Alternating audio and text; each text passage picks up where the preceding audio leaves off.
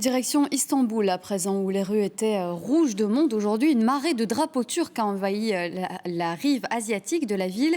Des centaines de milliers de personnes ont manifesté contre l'arrestation du maire Ekrem İmamoğlu. Ce rival du président Recep Tayyip Erdogan a été arrêté pour corruption et soutien à une organisation terroriste.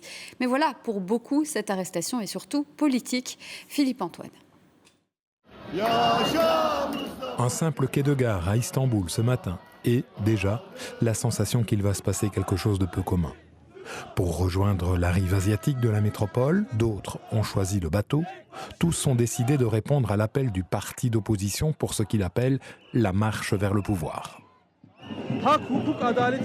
Nous sommes ici pour nos droits, l'état de droit et la justice. Malheureusement, l'anarchie règne dans notre pays. Nous n'avons plus confiance en l'état de droit, nous n'avons plus foi en la loi. Combien sont-ils exactement?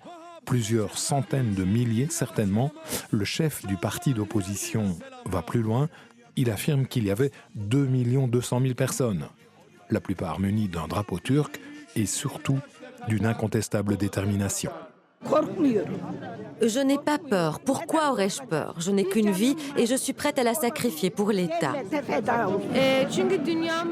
C'est nous, le peuple, qui dirigeons le monde et non ceux qui sont à la tête de l'État. Je crois que nous devons sauver notre monde.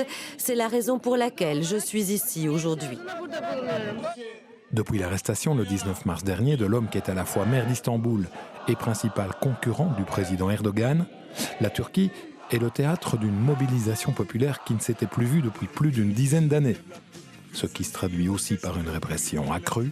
Selon les derniers chiffres officiels, plus de 2000 personnes ont été arrêtées ces derniers jours.